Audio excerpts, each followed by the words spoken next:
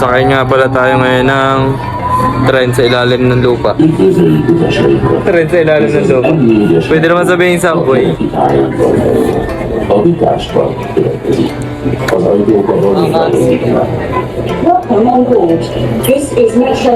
go!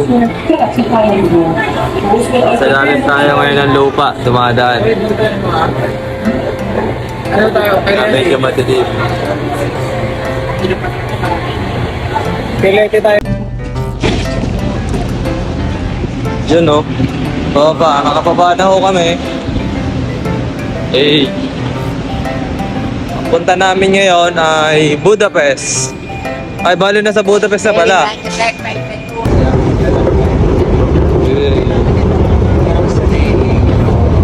Ang next namin pupuntahan ay Asian Store. Ang tawag nga doon ay Namaste. Sinamaste. Dahil wala na naman magawa, binatampat ang ganyan nyo. Eh di yare, nagagala na naman.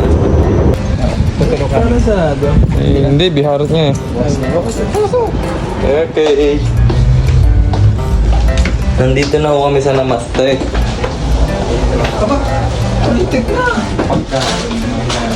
Hello. Alam ito diba? Siboy isda.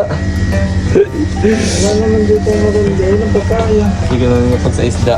Solve na si Beshi sa isda. Hindi na tayo matutuloy. Wala naman. Pabili ko yung sitaw. Gusto ko magsunigang eh. Kasi walang labanos. Ito ko. Ay, nag-ano ka din sila dyan? Nagka-card. Oo.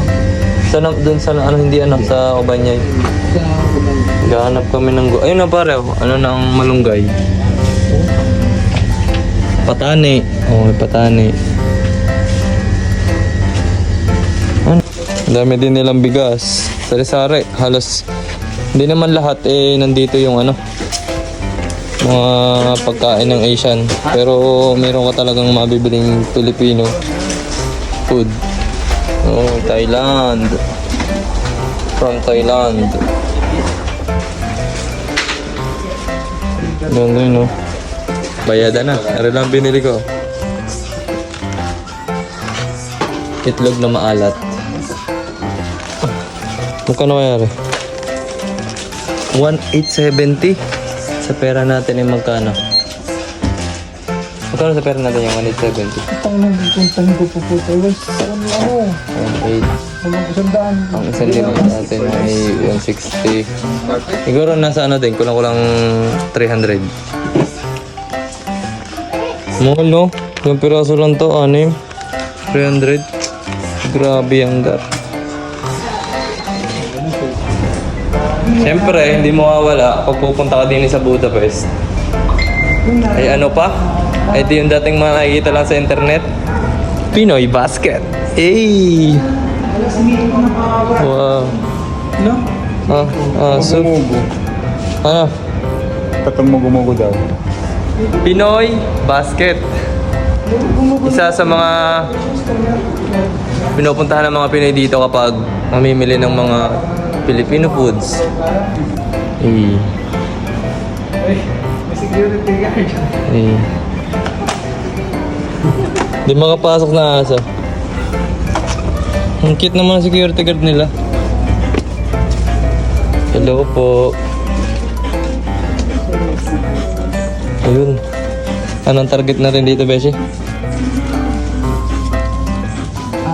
Alam mo kung magkano kung anong mugo-mugo dito. Wow. Beshi, ari talagang target ko eh.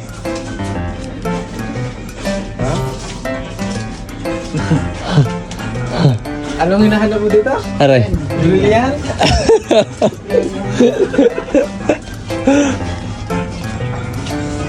Ayun ang beer on. Ano ba yan? Ang galing naman yan. May mag ng ano. Ang tanong ka na din ng coffee black. May coffee block.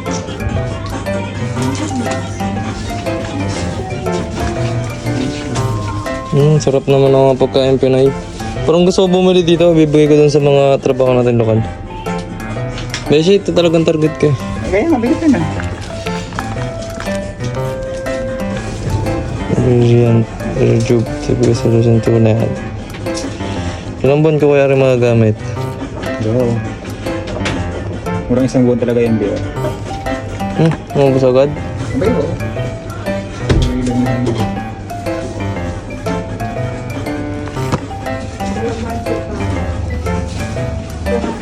Pare, may candy oh. Parang may gano'n na. Avocado flavor. Kaya lang si...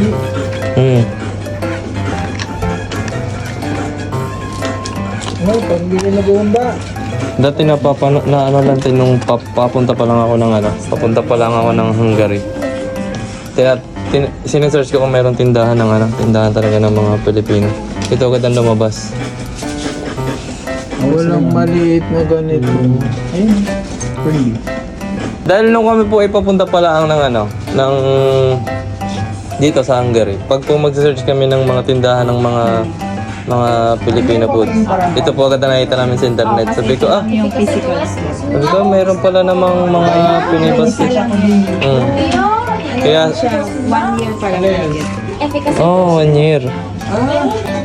Ay, sa tunay, ari talaga sinasadya ko din eh. Ari ah. Sadya ko talaga eh. Ari pala, besyo Koji, pangkatawan. Koji san. Matagal na ako kayo dito sa Hungary. Ako po, yes po. Ganun na po kayo katagal. Ako? Apo. Tagal na ng biyuda na. Ngayon naman. Ice candy sa Hungary. Binili namin sa Pinay Basket, avocado flavor. Oh, puto.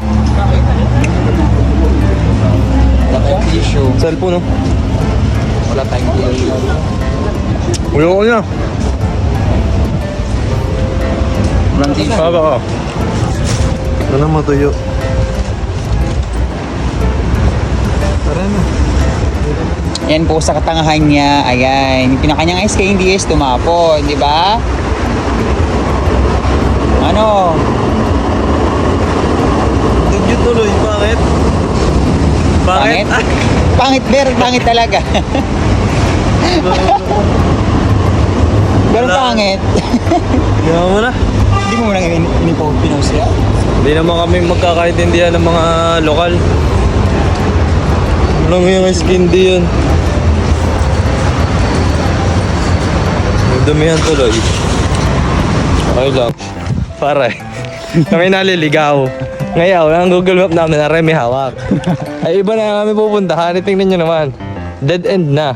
Parang ay kinakabahan sa iyo. Dito dead end. Sinusundan ko lang yung way. Naghahanap kami ng ATM machine. Dahil pag bibili kayo din sa ano nga rin kubanya ano. Sa kubanya ng mga gulay, kailangan niya cash. Wala silang card.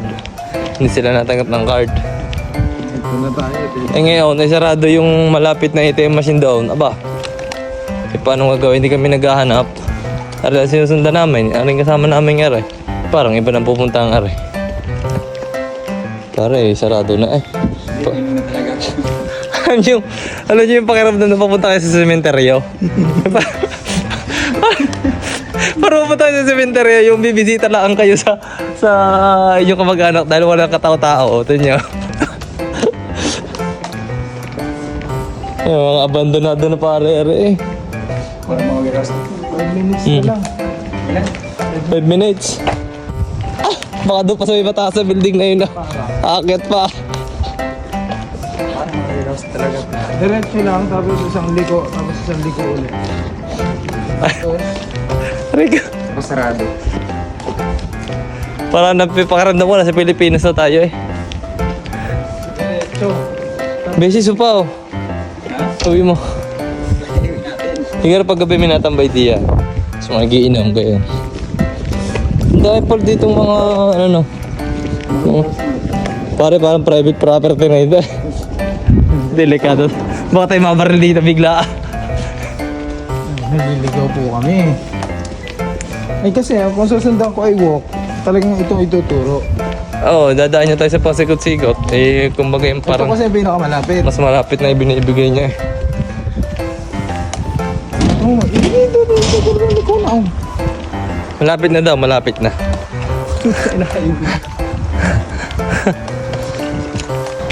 Ay, sa wakas, nakakita na din kami ng ATM. Ay, Pura pa lang laman ko. sa ilang minuto paglalakad.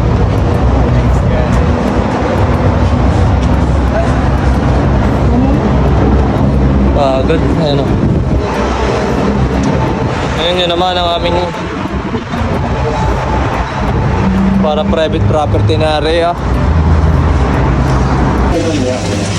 Hindi ni kami ngayon sa bilihan ng mga seafood. Oh. Lobster. Laki no. Tapos alimasag. Alimasag. Oh, ang ganda. May tampal po kayo. Meron ba kayong tampal po ka? Ayun. Saan? Ito yung ano, tampal po kayo. Huwag mo klase ng ano, hipon. Ano pre? Bili tayo. Ayun ang laki ng ano. Tara na. Bibili ka ka. Huwag na. Baka kasi masira. Hindi yan, buhay naman eh. Kaya po sa binili ko para Ganon din, pag nawala ang yelo niyan, at least yan, fresh, pagkamamatay lang. bagay. May punto ka doon. Eh, yan naman eh, matagal ng patay. Sa December dyan pala.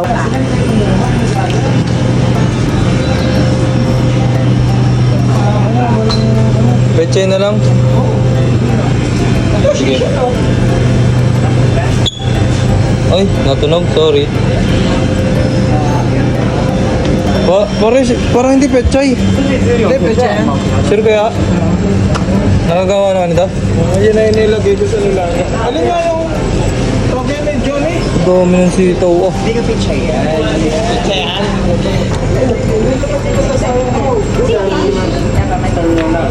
Naku po, ang sitaw ah. Ang tali. Kano kayo isang tali nito? Nalala ko talaga magbibenta sa amin ng sitaw. Luma na eh. Matanda na ang sitaw.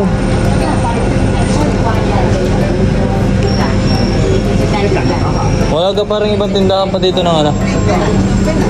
Wala na?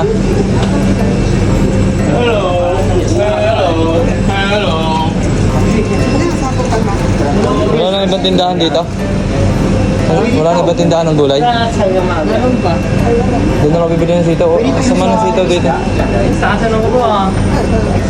Pwede yan, basta. Eh, packet oh. Oh, packet. May packet. Grabe naman na isang tali din ng ano. Ng sitaw. Ay? Ang laki. Ito na lang Isang kamas eh. Ito na lang At ayun nga pala, natapos na namin mamalengke ng mga gulay. May gusto magpa-shoutout nga pala yung mga katropa ko na nandun sa nakakasama ko sa TikTok live. Si Atem, si Kayla, si Eds, parang Yobin. Sino pa ka? Uwi na kami. Balay pasakay na lang kami ngayon sa tram. Anong oras na din eh? Alas 2 na ata. Alas 2 na nga ano. Mga nagpapa-shoutout yung mga magaganda kong kaibigan sa live ng TikTok. Ah, si Ate Jen Bean pala, isa. Grabe naman yung gar. Shoutout nga pala Ate Jen Bean. O siya, papaano? Nandili na ako sa bahay. So, dyan na muna kayo. Lagi ko nga sinasabi, trust the process.